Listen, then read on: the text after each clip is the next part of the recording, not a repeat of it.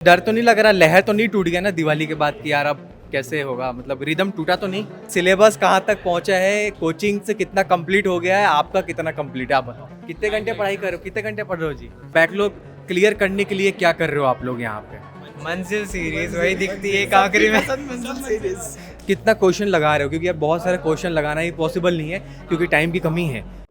यार जेई वालों तो यार आप लोगों का तो अभी ज़्यादा टाइम नहीं रह रहा है, मतलब कितना दिन रह रहा है अभी एग्जाम में? 85 डेज 85 डेज कितना? 84 हो गया। 84 हो गया?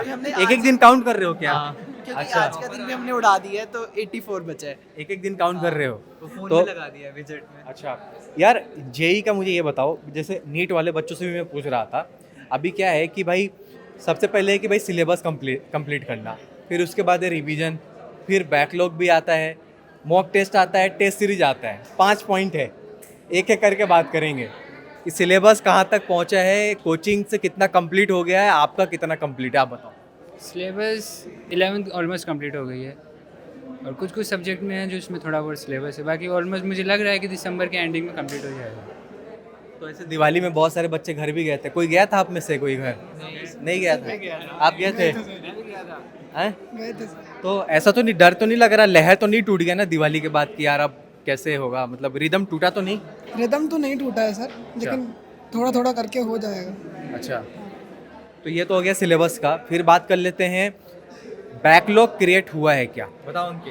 हाँ 11th सही गई थी, 12th में थोड़ा अप डाउन आ गया था, फिर अभी वापस कवर करने की कोशिश चल रही है। बैकलॉग क्रिएट मतलब बैकलॉग क्लियर करने के लिए क्या कर रहे हो आप लोग यहाँ पे? मंजिल सीरीज वही दिखती है आखिरी में। मंजिल सीरीज, हाँ और PYQs दो ही चीज़ें हैं, एक वीडियो PYQ सीधे। ठीक है, PYQ लगा रहे हैं। और यार जेई में एक पॉइंट ये भी होता है, मतलब ध्यान से सुनना, बहुत इंपॉर्टेंट पॉइंट है कि जैसे जेई का जो एग्ज़ाम है बहुत सारे सेशन में होता है ना? तो अब बात आती है कि भाई कई बार बैकलॉग क्रिएट हो जाता है या कोई वीक चैप्टर्स होता है, तो लोग क्या करते हैं कि उसको छोड़ देते हैं और जो मोस्ट स्कोरिंग चैप्टर्स हैं उसको करते हैं कि भाई इसको कर लो, इससे नैया पार हो जाएगी।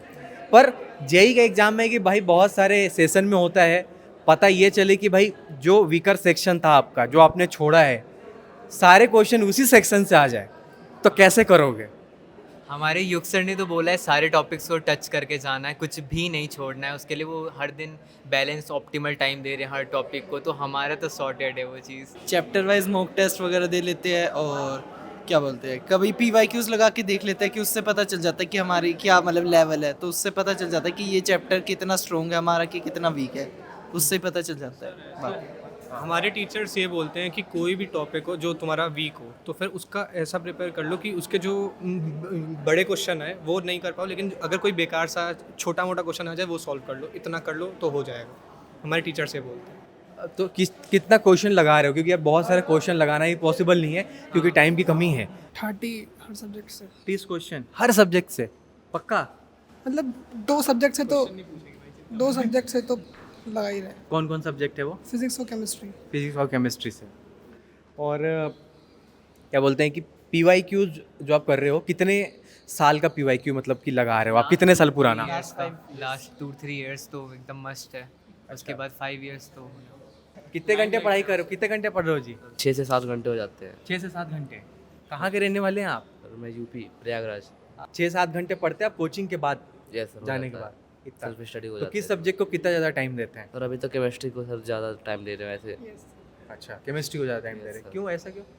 सर ये स्कोरिंग सब्जेक्ट है सर, इससे क्वेश्चन सर तभी बन जाते हैं तभी मैथ्स और फिजिक्स के उसने कंपेयर में। अच्छा, एक सवाल कि जो भी स्टूडेंट्स इस वीडियो को देख रहे हैं जो कोटा नहीं आ सकते हैं, यहाँ पे आप लोग इतने अच्छे इंस्टीट्यूट में पढ़ रहे हो, टीचर बहुत सारी बातें बताते होंगे, सिखाते होंगे, ये भी बताते होंगे कि भाई कौन सा थोड़ा ज़्यादा अच्छा स्कोरिंग चैप्टर्स है, तो कोई अगर बताना चाहे कि कौन से चैप्टर्स स्कोरिंग है तो बताएं प्लीज़। आप बताना चाहेंगे? केमिस्ट्री में GOC GOC और बायोमोलिक्यूल्स, मतलब उसमें से एक या दो सवाल तो आना ही आना है। और फिजिकल में इलेक्ट्रोकेमिस्ट्री, मतलब थोड़े बहुत जैसे, मतलब जो इम्पोर्टेंट जिनका वेटेज थोड़ा हाई है उन पर अगर अच्छे से ध्यान दिया, और थोड़े जो कम जिनका वेटेज है उनको एक एक बार भी कर लिया तो अच्छे से हो सकता है। अच्छा, राइट, हाँ बताना चाहोगे? वेक्टर 3D और कैलकुलस तो सबको पता ही होगी, और बाकी जो होता है पीएनसी, प्रोबेबिलिटी, ये सब होता है। Thank you everyone, thanks for joining, thanks a lot, thanks a lot, bye bye, take care, bye bye.